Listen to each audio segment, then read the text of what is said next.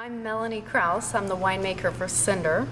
We are located in the Snake River Valley, and my husband and I started up the business about 2.5 years ago after I moved away from Washington State. I was formerly assistant winemaker at Chateau Ste. Michelle and wanted to move back to my hometown. And I've been snooping around the Idaho vineyards as I've been learning how to make wine in Washington. I'm really interested in the terroir here. I think it's got great potential for really awesome wine, so I wanted to move back and focus on quality here in the Idaho region and see what we could do with the wines. Well, it was kind of by accident. When I was going to school at Washington State University, I didn't realize you could earn a living making wine, but I found that out afterwards. My then boyfriend, now husband, was living right in the middle of the Washington wine region, and I had a background in agriculture, so I moved to the Tri-Cities area, started working for Chateau Ste. Michelle in vineyard management, did that for a couple growing seasons, and then got an apprenticeship in the winery, and the rest is history. My focus was red wines. I was assistant winemaker at the Canoe Ridge Estate Winery. That's where all the red wines are made. I worked for Kendall Mix, then Ron Bonnell, and then Bob Berteau. Okay. So what was your degree at WSU in? I have a degree in biology and a second in Spanish. Sometimes it's hard to decide which is more useful. Spanish certainly comes in handy when I'm doing the vineyard side of the business. So. Right. We got the name Cinder because underneath a lot of the vineyards in southern Idaho are layers of cinder from old volcanic activity. The Snake River Valley AVA story is really interesting. The boundary of the AVA is the ancient Lake Idaho boundary, so the whole valley around Boise, Caldwell, all the way out almost to Twin Falls was covered in a huge lake. And while that lake was there, volcanoes were erupting underneath it, and when volcanoes erupt underwater, they form the little rocks that we call cinder. So there's a lot of that under the vineyards. That's where we got the name, and it's also really beautiful looking. We have pictures of it on our website that show the layers, really dramatic red stripes, black layers, white ash, and so forth. The wines that we produced in this first year of release, it was a 2006 Syrah, a 2007 Viognier, and a 2007 Rosé. So with the Syrah, I like to try to express the fruit, whatever the variety is, in the highest way I can. So with my Syrah, I want super expressive aromas, really wild fruit aromas, and then I want the finish to be silky smooth tannins. So I'm looking for intense fruit flavor and a really smooth, even effect on the texture. And then with the Viognier, what I love about the Idaho Viogniers is they're so well balanced. They have great fruit aroma expressions. So I did a partial stainless steel and partial neutral oak barrel fermentation so that I could get from the stainless steel really expressive aromas. And then from the neutral barrel fermentation, I'm getting that roundness that Viognier is so great at achieving.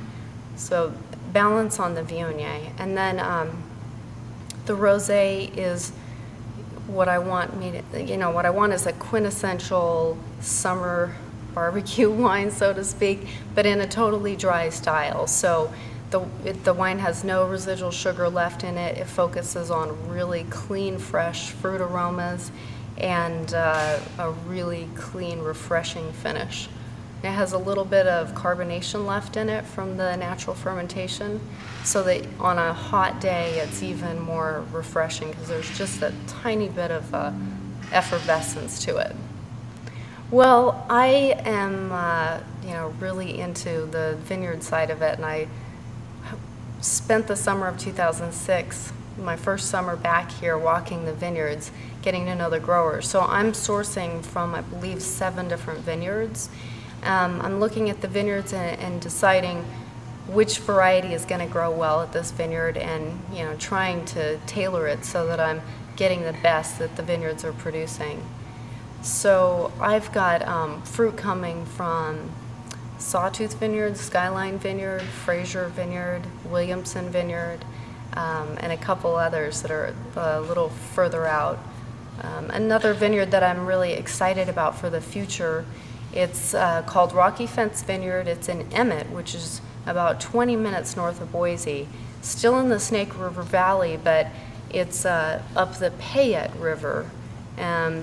So the reason I'm excited about that vineyard is that it's a beautiful location. It's a nice sandy slope with foothills right behind it, so great air drainage. And it's west facing, and the grower is farming it organically, and we hope in the future, after he has enough vines in the ground, to eventually do a single vineyard Viognier organically grown bottling. In the meantime, his Viognier is making a great percentage of my blend.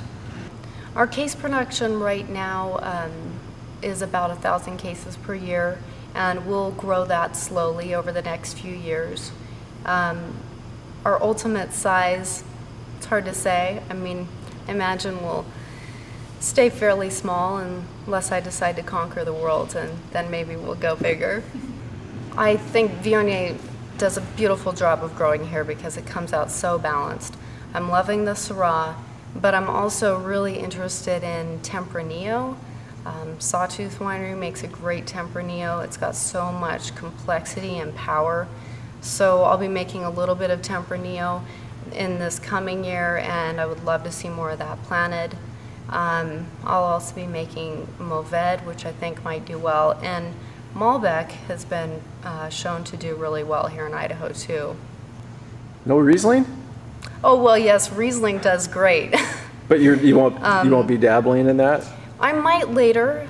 For right now, we're doing all barrel fermentation, dry style wines, so no Riesling yet. But someday I'd like to make Riesling. I do like the variety, so I'm really excited about our new facility.